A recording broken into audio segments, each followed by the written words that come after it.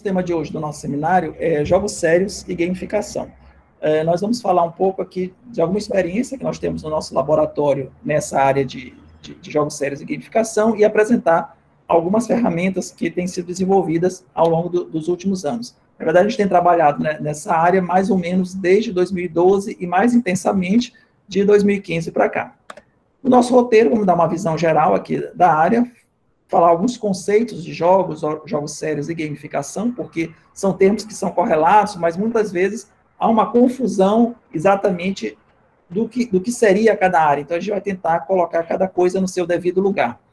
Vamos falar de alguns elementos de gamificação, que é um dos tópicos aqui do seminário, falar sobre níveis, avatares, prêmios, medalhas, e apresentar, então, 3 ferramentas que nós desenvolvemos no contexto do nosso laboratório, que é o Genius, o Netsina e a Great.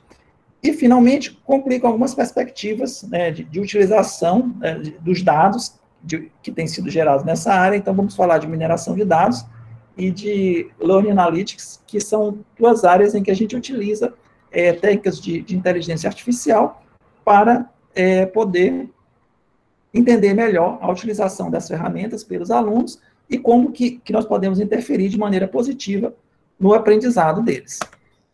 Bem, o nosso laboratório, né, o Laboratório de Sistemas Avançados da Web, ele foi criado já há alguns anos, desde 2008.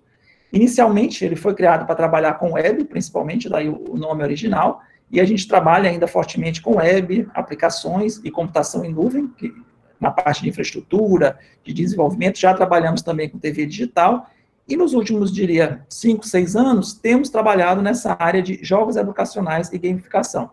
O objetivo aqui é justamente desenvolver ferramentas, né, para facilitar o ensino-aprendizagem. E aí a gente tem uma vertente aí de usabilidade, de interface humano-computador, e mais recentemente temos utilizado uma área que a gente chama aí de inteligência artificial aplicada ao ensino, ou seja, nós vamos utilizar técnicas de inteligência artificial para, a partir de dados de utilização coletados por nossas ferramentas e por outras ferramentas, né, poder entender, por exemplo, comportamentos de alunos, dificuldades que eles possam estar enfrentando, aplicando o quê? Técnicas, principalmente de aprendizado de máquina, que é uma área que se chama de análise de aprendizagem, que nós vamos comentar mais para o final do seminário. Bom, começando aqui nossa fala, né, quando a gente está falando aí de educação, de ensino-aprendizagem, eu tenho pelo menos 2 lados, né? O lado do professor e o lado do aluno. Do lado do professor, o objetivo dele é o quê? É passar o conhecimento, né? O professor tem uma história, tem uma experiência, tem um conhecimento acumulado, e ele vai lá, com toda a sua boa vontade, querendo transmitir um pouco daquilo que ele sabe, daquilo que ele acumulou ao longo de sua carreira para os alunos, né? E, do outro lado, se espera o quê? Uma turma motivada, engajada e querendo absorver, né, esse conhecimento. O professor, então, ele vai utilizar de vários recursos. Inicialmente, o recurso era o quadro, o giz, e o professor ali como artista na frente, né, ainda, né, tentando transmitir os seus conhecimentos. Mas a gente sabe que, ao longo do tempo, muitas tecnologias foram surgindo, e hoje as aulas vão muito além do quadrigiz ou do PowerPoint, simplesmente, né, você tem técnicas aí de utilização de jogos, utilização de dinâmicas, sala de aula invertida, metodologias ativas e várias novas técnicas, não apenas tecnológicas, mas também de metodologias, né, de abordagens pedagógicas para isso. Então, o professor, a expectativa dele é transmitir o conhecimento e, do outro lado, ter uma turma receptiva. Mas, muitas vezes, não é o que a gente encontra, né, enquanto professor. Você encontra alunos que estão com a cabeça voando, né, um aviãozinho aí de papel, indo para outro lugar, pensando em outra coisa, distraindo-se com outras coisas, e isso pode acaba sendo uma parte frustrante ali daquele momento que deveria ser diferente. Mas essa visão do professor, né, a expectativa que ele tem e a realidade que algumas vezes ele encontra em sala de aula. Pelo lado do aluno, ele muitas vezes percebe aquela aula, aquele momento da aula, aquele conhecimento transmitido pelo professor, como algo enfadonho, algo que não condiz com a sua realidade. Aí tem toda uma teoria, né, de que as nossas aulas tradicionais, elas foram concebidas para uma outra geração em que bom, então, na verdade, quando a gente estava falando, pela visão do aluno, muitas vezes aquele conteúdo, ele vem de uma maneira enfadonha, de uma maneira que ele não está preparado para receber, né? Ele gostaria de ver aquele conteúdo de outra forma. Então, o que a gente precisa é que esse momento de sala de aula seja um momento inovador, né? Um momento empolgante, um momento em que realmente o aluno se sinta motivado e cativado para participar. A gente quer utilizar técnicas aqui que vão resgatar a atenção desse aluno. Então, a gente faz, entrando aqui já no nosso assunto, esse paralelo entre o uso de jogos e a aula tradicional. O jogo, ele é uma atividade coletiva, né? É uma atividade, mesmo quando você pode estar individualmente ali no seu tablet, no seu computador, mas muitas vezes você está participando com outras pessoas. A aula também é uma atividade coletiva, mas o que a gente vê é que crianças, adolescentes e até mesmo adultos, eles conseguem ficar horas, né, jogando, entretidos. E por que na sala de aula a gente não consegue? O que poderia estar faltando nesse contexto, né, para levar esse engajamento, essa atenção quase natural, né, que se tem pelos jogos e muitas vezes não se tem pelas aulas? Uma questão que a gente coloca também, principalmente nós que somos professores de educação superior, é que nós estamos lidando com adultos, mesmo que adultos jovens, mas adultos. E muitas vezes o adulto, ele se sente constrangido, né, de jogar. Né? Ele já não é mais para mim, isso é coisa para adolescente. E quanto mais a pessoa avança, dependendo do caso, ele pode encarar o jogo apenas como uma coisa de brincadeira e não uma coisa que pode ser usada para um objetivo, digamos, mais sério. Então, a gente tem que levar também esse fator em consideração. Então, vamos tentar fazer essa diferenciação ou colocar cada coisa no seu devido lugar. Né? O que seriam jogos, o que seriam jogos sérios e gamificação. Jogo, né, tem a ver com entretenimento, tem a ver com diversão. Jogos sérios são jogos que têm um propósito. O entretenimento ele não é deixado de lado, mas o objetivo principal aqui é informar, não é entreter. E gamificação são aqueles elementos que circundam os jogos e que vão ser usados para criar motivação e engajamento. Uma definição, portanto, que a gente pode ter de jogos, né, que é um sistema, né, no qual eu tenho jogadores que se empenham para alcançar um desafio, sujeitos a regras, em um ambiente, né, em um momento de muita interatividade e de feedback por parte do jogo, e que ele tem um resultado que é quantificado e que envolve reações, né? Existe um envolvimento emocional. Ou seja, quando nós estamos jogando, participando de algum jogo, ou um jogo do mundo real, que não precisa ser um jogo eletrônico, existe um desafio a ser alcançado, existe um objetivo, aquilo é mensurado, existem pontos, né? Existem dinheiros, existem conquistas, e eu geralmente me envolvo tanto que aquilo ali, dependendo do caso, pode ser minha própria vida. Eu esqueço que eu tô numa coisa que é só uma brincadeira, né, que muitas vezes um jogo pode despertar brigas, né, um jogo de futebol, um jogo de esporte, e um jogo virtual, as pessoas podem até assumir aqueles personagens e aquelas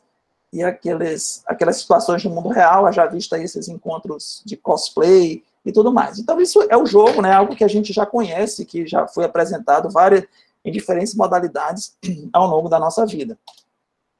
Aqui, por exemplo, aqueles joguinhos de sinuca que a gente tem, por exemplo, no tablet, eu tenho aqui vários elementos comuns a jogos, né, que seria o painel de um usuário, eu tenho o nome do usuário, quanto que ele já ganhou naquele jogo, o time que ele pertence, algumas coisas que ele foi ganhando ao longo da sua história no jogo, no caso aqui na sinuca, são cidades em que a pessoa venceu um certo número de partidas, e aí eu vou ter aqui, por exemplo, jogos que a pessoa já teve, número de vitórias, enfim. O jogo também pode usar metáforas aqui do mundo real, como, por exemplo, a roleta dentro do ambiente eletrônico, e tudo isso são coisas que visam o quê?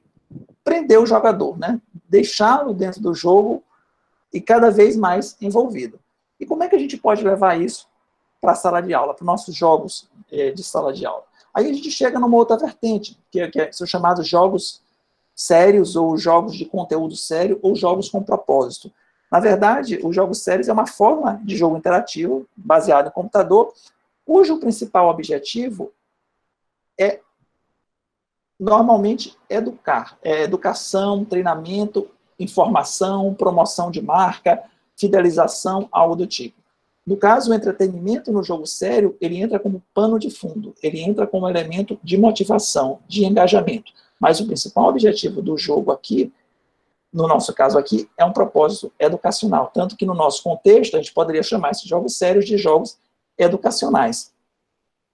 E eu tenho vários exemplos, né, de jogos sérios, por exemplo, na área de saúde, eu tenho aqui um jogo para tratamento de fobias. Essas aqui são aranhas virtuais, né, aranhas holográficas, que são projetadas sobre uma superfície. No caso, a pessoa que tem fobia de aranhas, ele está com essas aranhas virtuais em cima da sua mão. Isso é uma maneira, né, de tratar o seu medo. E essa área de jogos sérios, eles são largamente utilizados para instrução, né, em educação e saúde. No caso, o nosso laboratório está numa parceria recente, né, com a DINT, com a UNASUS. A gente tem um projeto chamado Game Case, que são um conjunto de jogos, de casos clínicos, né, para a área médica e área odontológica. E a ideia aí é que as pessoas vão, os alunos, as pessoas profissionais de saúde vão ser treinados em diferentes situações, com pacientes virtuais, diagnósticos, e vão então se ver numa situação de atendimento médico, só que é um jogo. E esse jogo aí tem toda uma questão de informação, de referências bibliográficas, do feedback pedagógico, uma proposta bastante interessante que cai como uma luva nessa proposta de jogos sérios, jogos com propósito. Outros exemplos aqui, né, um jogo chamado de Driving Academy, é um jogo que se passa em várias cidades da Europa, onde as pessoas vão tirar carteira, né, carteira de motorista, e, embora as leis de trânsito sejam bastante parecidas, elas podem ter sutilezas, né, de um país para o outro, até de placas de trânsito, mão de direção, né? Então, esse jogo aí, a pessoa participa de uma simulação de trânsito em várias cidades da Europa. Jogos sérios de simulação desse tipo, por exemplo, aqueles jogos de simulação de voo, né, o Flight Simulator, né, que é muito famoso aí. E esses jogos, eles realmente simulam a situação de ser um piloto de avião, e em alguns momentos, né, você pode até usar isso como treinamento. Um outro jogo aqui é o jogo Universidade Virtual.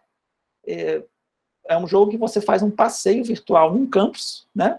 E então você vai sendo informado de várias coisas que tem ali e vivencia aquela experiência de ser aluno daquela universidade de uma maneira virtual, remota, né? Eu também posso ter jogos de cunho social, né? Esse aqui é um jogo promovido por uma ONG sobre refugiados. Os darfurianos, né, são um povo da África, e aí eu incorporo um refugiado e vou vivenciar aí, dentro desse jogo, situações, por exemplo, de falta de água, de fome, de fugir de guerras, fugir de inimigos, e a ideia aí digamos, é despertar uma certa conscientização, né, para o problema dos refugiados no mundo. Então, na verdade, a área de jogos sérios, jogos com propósito, é uma área bem extensa, tem inúmeros exemplos, essa abordagem existe desde a década de 90 e cada vez mais ela tem sido utilizada para a educação. Isso é uma área que a gente tem trabalhado no nosso laboratório já há um tempo e a gente vai logo mais mostrar uma ferramenta nossa lá. Bom, então jogos e jogos sérios, eles têm uma grande área de interseção, né? Na verdade, existe um elemento aqui de entretenimento que é inerente aos jogos e que a gente precisa ter nos jogos sérios. Porque um jogo sério que não tem entretenimento, ele se torna, digamos, um objeto de aprendizagem. Algo que informa, algo que forma, mas que ele não tem a diversão. E o que a gente quer é utilizar essa vertente de entretenimento, de diversão dos jogos em prol de um resultado eficiente, né, na formação, na educação dos nossos alunos. E onde que entra a gamificação? Muitas vezes esses conceitos, jogos sérios e gamificação, eles se confundem. Na verdade, gamificação é o uso de elementos de jogo, ou seja, de mecânicas e características de jogos, em situações reais, não necessariamente relacionadas a jogos. Com o intuito de quê? De engajar, de motivar, de fidelizar as pessoas naquele ambiente. Um exemplo clássico aí de gamificação é o uso das milhagens, né, de passagens aéreas. Você vai usando, por exemplo, o seu cartão de crédito, ou vai voando numa companhia e vai ganhando, né, adquirindo aquelas milhas e depois troca por presentes, troca por passagens. O seu cartão, que era um cartão azul, vira um cartão gold, depois um cartão platinum. Então, você vai fidelizando aquele cliente, ele vai cada vez mais querendo voar só na sua companhia, usar só o seu cartão de crédito. E o que eu estou fazendo aqui? É um exemplo de gamificação. Eu criei uma competição, eu crio um ranking, eu crio coisas a serem alcançadas, né, conquistas, recompensas, que são as passagens. Então, eu estou utilizando essas mecânicas numa coisa que não tem nada a ver com jogos, mas que eu crio um ambiente mais favorável mais motivante, mais engajador. Então, a gamificação é um elemento, né, que engloba tudo isso, é o tempero para tudo isso. Quando eu falo de jogos, simplesmente, a gamificação está presente neles, é ela que me dá todo aquele, entre outras coisas, todo aquele entretenimento. E quando eu coloco a gamificação em cima dos jogos sérios, eu venho trazer um elemento engajador, um elemento motivante aqui. Para fazer gamificação, eu tenho vários elementos, né, que quem joga conhece essas palavras aqui todas, né, então eu tenho avatares, que são personas, né, que você vai incorporar dentro do jogo, então você, ali naquele jogo, naquele ambiente, você pode ser uma outra pessoa, isso pode ser bastante atrativo, pode ser um elemento que vai engajar naquele jogo, você tem níveis a serem alcançados à medida que você vai progredindo, eu tenho ranking de usuários, né, entre jogadores, isso é uma coisa, a competição é inerente aos jogos, e geralmente é algo que motiva bastante eu alcançar e galgar posições, eu tenho desafios a serem alcançados, missões a serem cumpridas, eu ganho medalhas, ganho troféus, ganho distintivos, que vão me tornando único dentro daquela comunidade, né, e tenho recompensas, que eu também vou conseguindo à medida que eu vou jogando e alcançando coisas.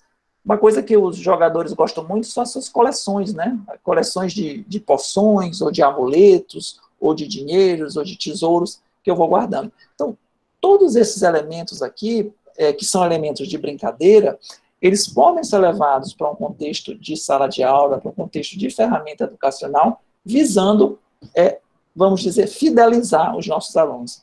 Fazer com que eles queiram voltar mais e mais para o nosso ambiente, mais e mais para a nossa aula, de uma maneira espontânea, e não apenas para ganhar presença, não apenas para responder uma tarefa, para ganhar nota.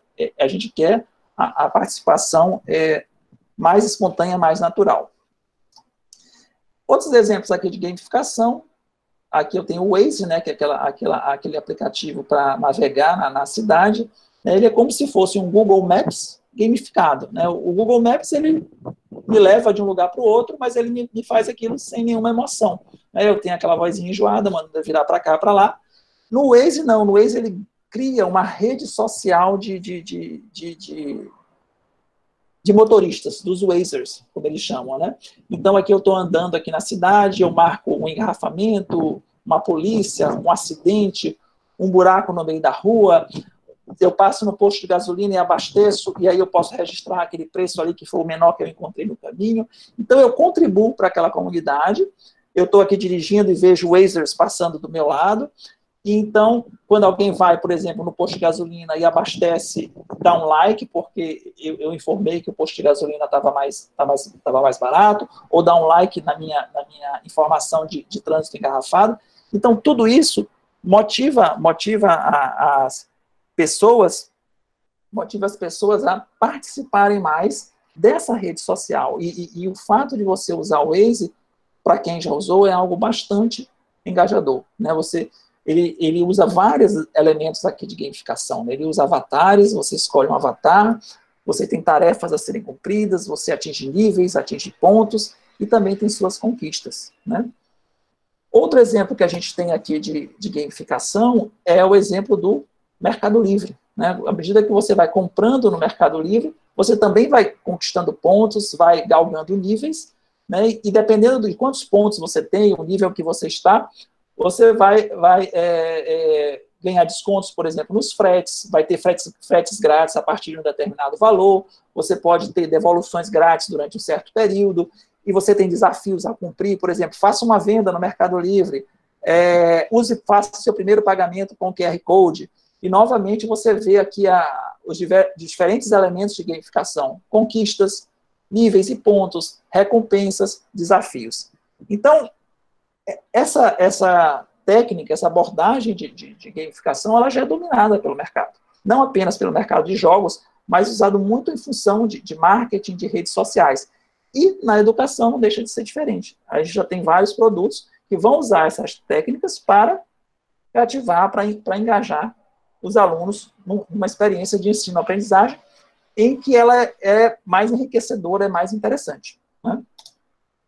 Bom, no nosso laboratório, como eu já falei no LOS, a gente tem trabalhado já há alguns anos nessas duas áreas, né, jogos sérios e gamificação, e eu vou apresentar aqui 3 ferramentas temos trabalhado com alguns resultados interessantes.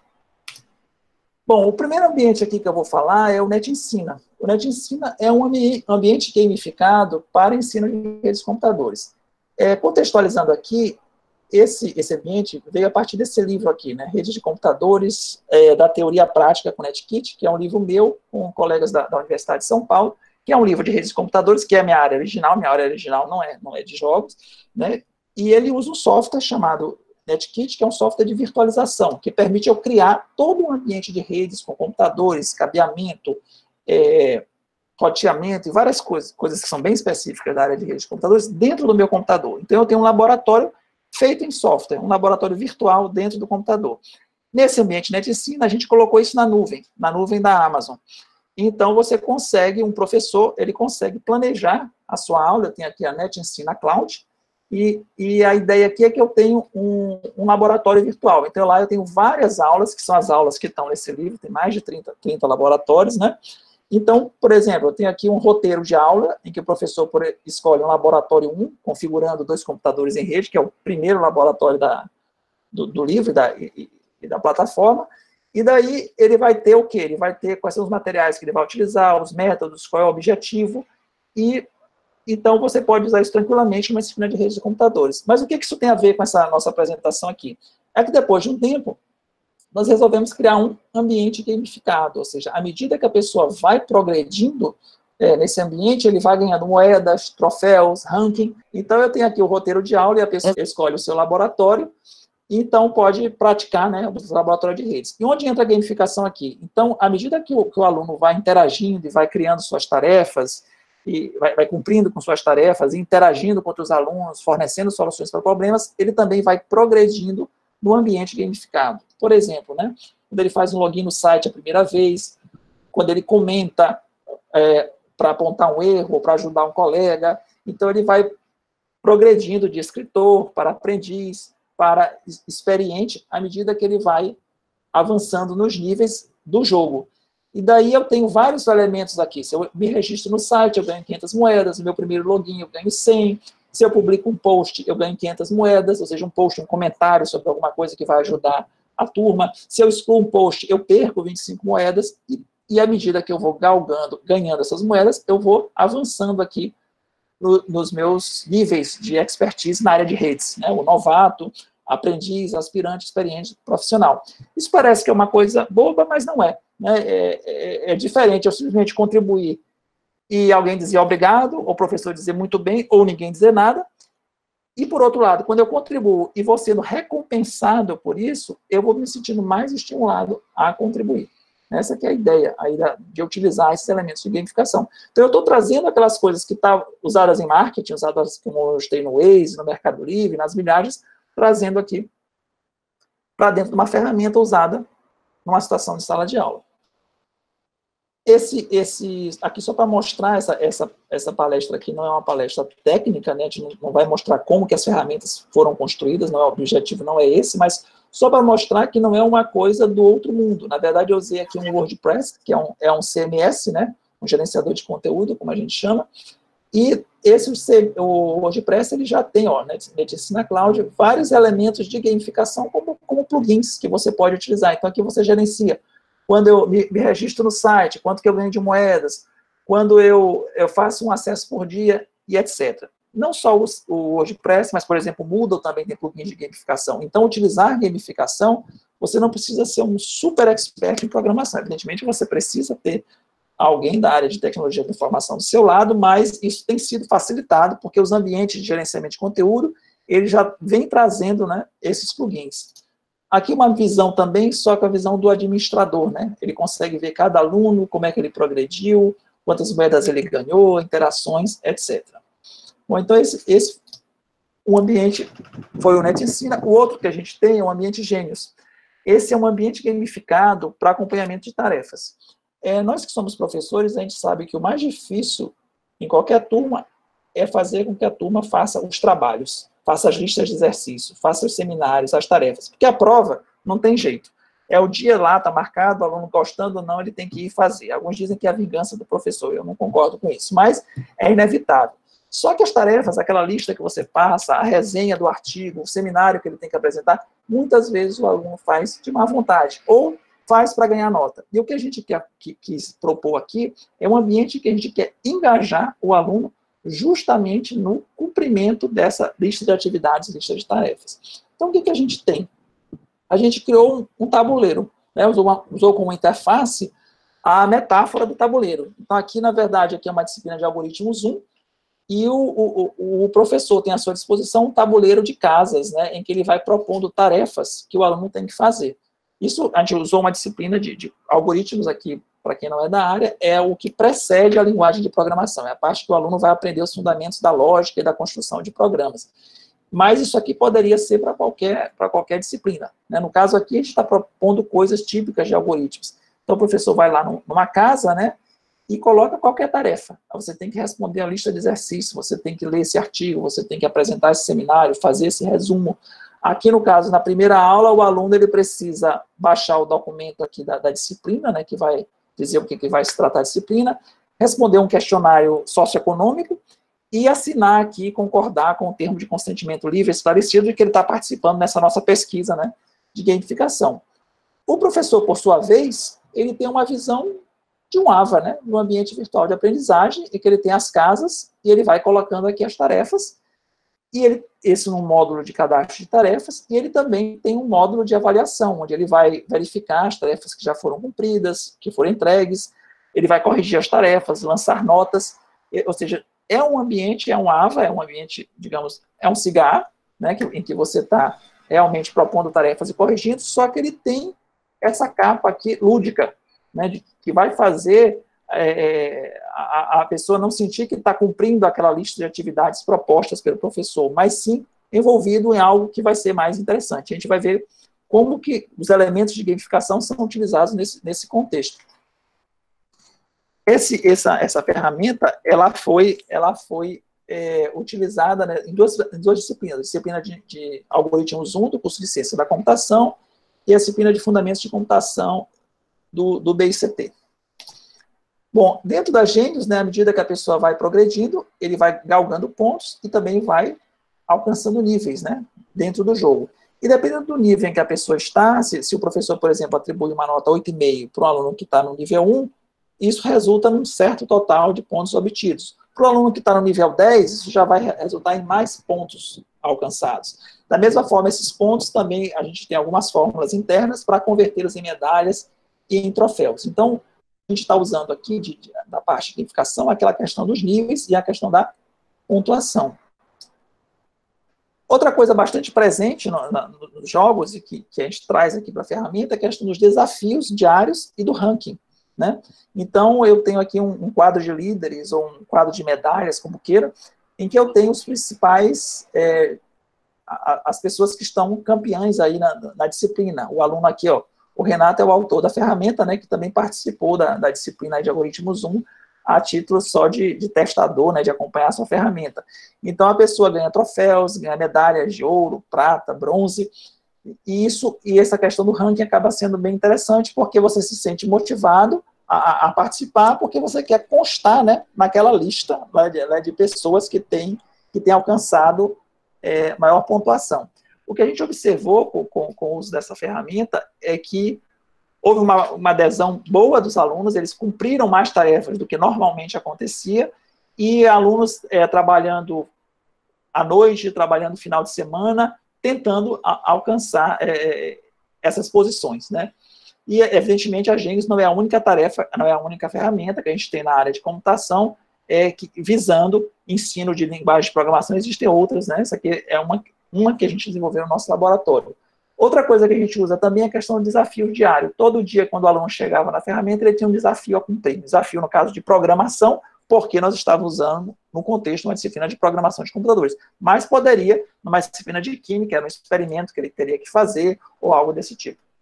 Uma disciplina de matemática, ele teria que resolver uma equação diferencial ou integral. Aí eu estou aqui viajando um pouco. Bom, algo que foi levantado no contexto dessa ferramenta foi o grafo de comportamento dos usuários. Ou seja, o que os meus usuários alunos faziam ao entrar na ferramenta. Se a gente pensar apenas no AVA, um aluno ao entrar no AVA, o que é que ele vai fazer? ele vai visitar a lista de tarefas propostas pelo professor, vai baixar o arquivo e vai entregar a tarefa. Aquela coisa bem burocrática que a gente faz, que a gente utiliza em todas as disciplinas. Mas aqui nós temos coisas que são típicas do ambiente de jogo, né?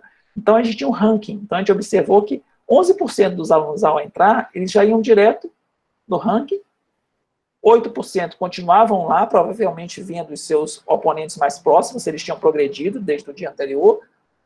Outros 56% iam diretamente jogar, e jogar para nós é fazer tarefas que são propostas pelo professor, então é um objetivo que a gente quer alcançar com essa ferramenta, tá? Engajar mais os alunos.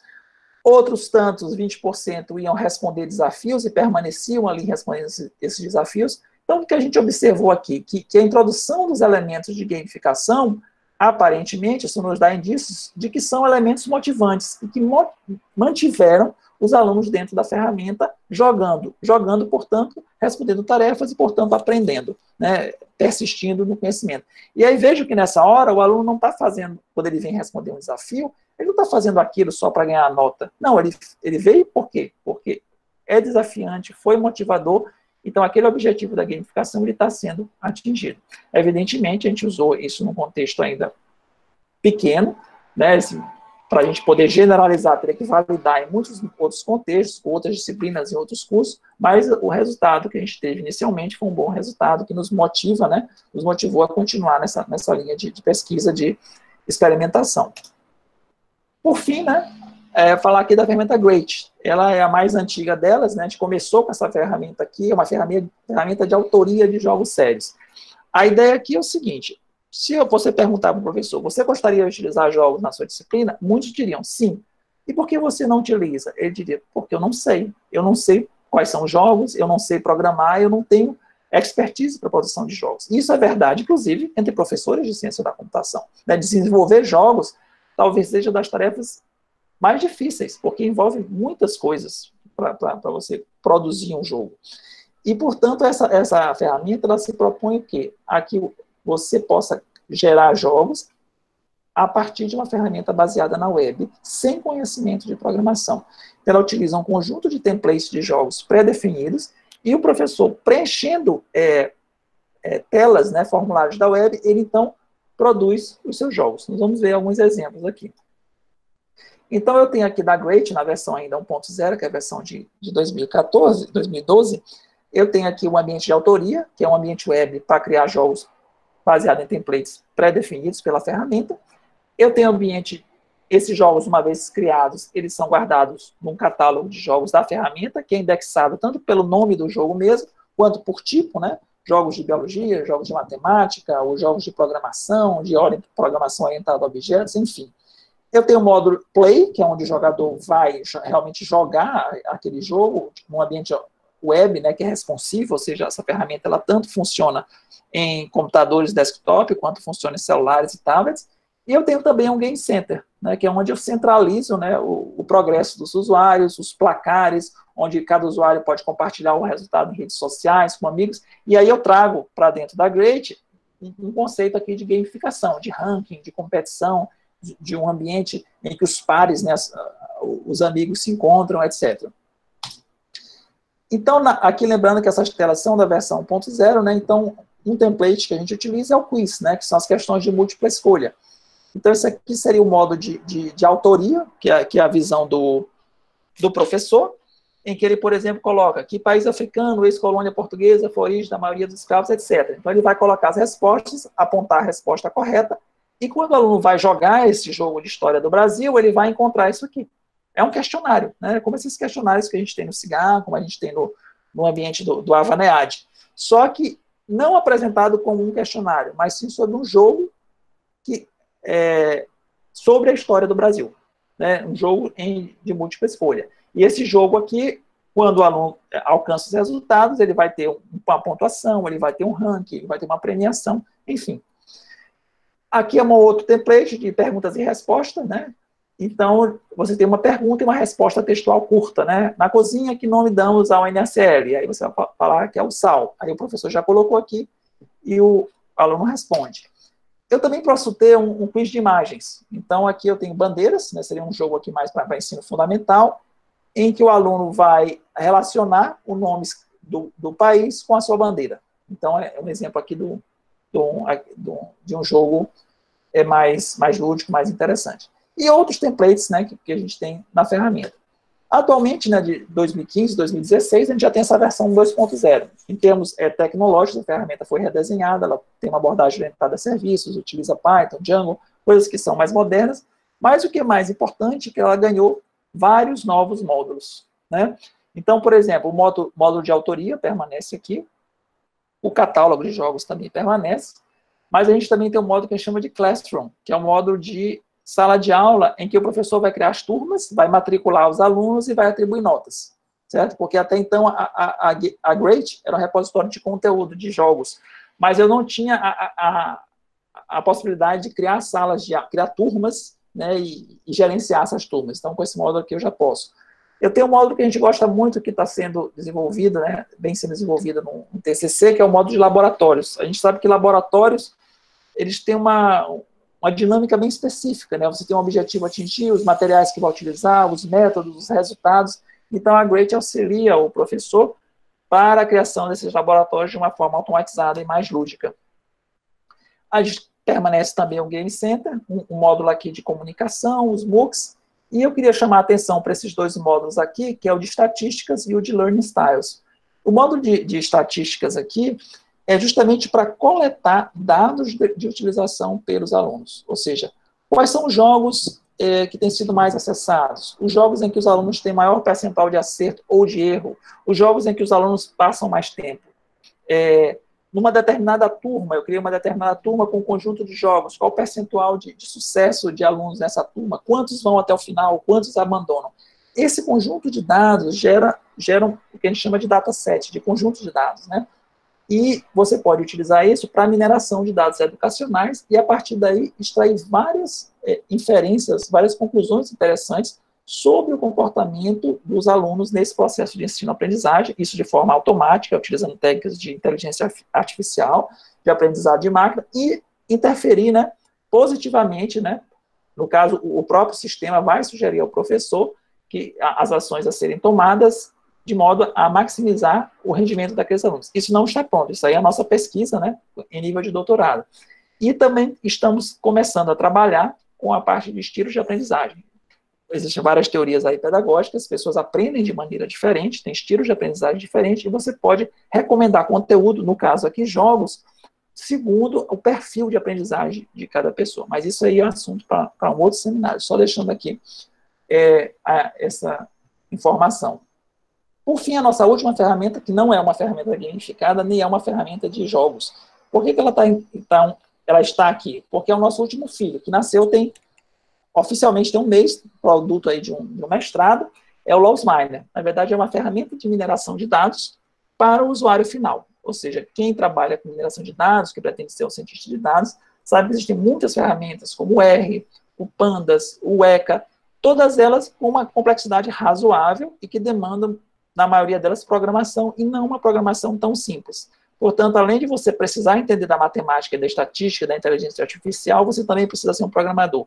O que essa ferramenta faz é esconder essa complexidade de programação. Então, é uma ferramenta totalmente interativa para a mineração de dados, que é o mais novo filho aí do nosso Laus. Eu esqueci de mostrar ali na Great, desculpa, tem um QR Code aqui, para quem quiser acessar e ser direcionado para o site da Great, para o canto aí direito, né? E aqui também eu tenho um QR Code do Lawsminer, tem um link aqui que vocês podem apontar e ser direcionados. Essas duas ferramentas estão ativas, né? Vocês podem testar. Concluindo, então nosso laboratório Laus tem trabalhado ativamente, né, nos últimos 6, 7 anos, no desenvolvimento de várias ferramentas educacionais. A gente destacou aqui 4 delas, né? O Great, que é uma ferramenta de autoria de jogos sérios, Gênios, que é um ambiente gamificado para acompanhamento de tarefas de alunos, NetEnsina, que é uma ferramenta de ensino de redes de computadores que foi gamificada, né? O objetivo dela inicial não era gamificação, e o Lawsminer, esse não tem a ver com gamificação, mas é uma ferramenta nova que a gente quis mostrar para vocês. E eu ainda tenho um outro ambiente no Laus, que é um Cosmo, um ambiente para ensino de programação de computadores, né? Isso aí já autoria do professor Carlos Salles, quem sabe um dia ele vem aqui apresentar para vocês também. E essas ferramentas todas, elas têm sido habilitadas para geração de datasets educacionais, a fim de subsidiar essa nossa nova linha de pesquisa no laboratório, que é a área de mineração de dados e Learning Analytics, e que vai dar bastante resultado nos próximos anos. Então, com isso eu agradeço, né? Deixo aqui meu contato, vocês podem seguir o nosso laboratório aqui nas redes sociais, e estou aí disponível, né?